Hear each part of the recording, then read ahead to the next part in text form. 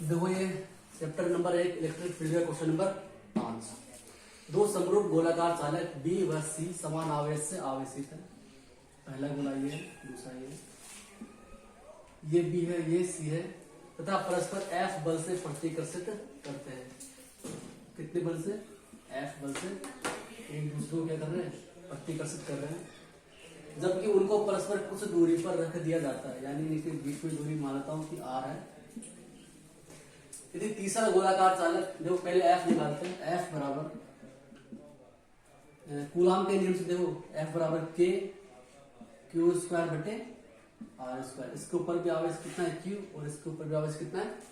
Q. तो F बराबर कितना है? के क्यू स्क्वायर बटे आर स्क्वायर। इसके बाद क्या किया कि तीसरा गोलाकार चालक इन्हीं के समरूप है। तीसरा गोलाकार चालक है ये, और इन्हीं के समरूप है, परंतु अनावेशित है, यानी इसके ऊपर जो आवेश का मान है वो कितना है? 0 है। पहले क्या करता है? बी के संपर्क में लाया जाता है, उसके पश्चात सी के संपर्क में लाया जाता है। पहले देखो मैं बी को और इस वाले आवेश को संपर्क में लेके आता हूं। इसको मैं ए बोल देता हूं, क्यू ए। ये ए है, इसके ऊपर क्यू बराबर 0 है, और ये बी है, इसके ऊपर आवेश कितना है? क्यू। जब मैं इन दोनों को संपर्क में लेके आऊंगा तो इसके ऊपर जो दोनों के ऊपर क्या बराबर समान आवेश से वितरित हो जाएंगे। तो जो क्यू डैश आएगा वो कितना जाएगा? क्यू बटे 2। इसके ऊपर भी क्यू बटे 2 और इसके ऊपर भी क्यू बटे 2। अब देखो ए के ऊपर कितना आवेश आ गया? क्यू बटे 2। अब मैंने इस आवेश को सी के संपर्क में लेके आऊंगा। इसके ऊपर आवेश कितना है? ये ए है, कितना आवेश के ऊपर? क्यू बटे 2। और ये सी, इसके ऊपर कितना आवेश है? क्यू। जब मैं इन दोनों को अब संपर्क में लेके आऊंगा तो जो नया आवेश आएगा क्यू डैश, वो कितना आएगा? क्यू बटे 2 प्लस क्यू बटे 2। यानी जो क्यू डैश आएगा वो आएगा 3 क्यू बटे 4। 2 3 क्यू बटे 4। यानी कि अब जो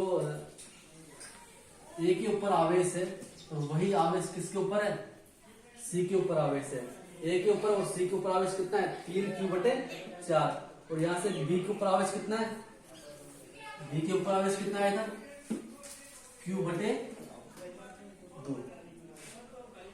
देखो क्यू, बी के ऊपर आवेश कितना आ गया? क्यू बटे 2। और सी के ऊपर आवेश कितना आ गया? क्यू। सी बराबर कितना है? 3 क्यू बटे 4। अब देखो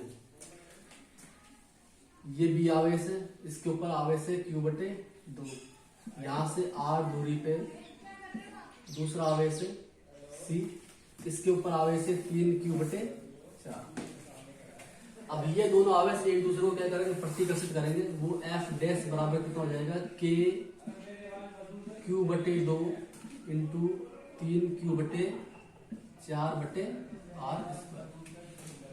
तो एफ डैश बराबर कितना आ जाएगा? यहाँ से 4 दूना 8 और 3 के क्यू स्क्वायर बटे 8 आर स्क्वायर। ये तो एफ डैश आ गया, जो सेकंड केस था, और ये एफ आया अपने पहले केस में कितना?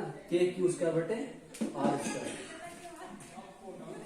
तो जो एफ डैश, इसको मैं देखो 3 बटे 8 के क्यू स्क्वायर बटे आर स्क्वायर लिख सकता हूं। तो एफ डैश बराबर 3 बटे आर। देखो के क्यू स्क्वायर बटे आर स्क्वायर देखो किसके बराबर है? एफ के बराबर है। तो जो नया जो बी और सी के बीच में जो नया प्रतिकर्षण बल आएगा वो पुराने वाले बल का कितना गुना है? 3 बटे 8। प्रकरण से यही पूछा था।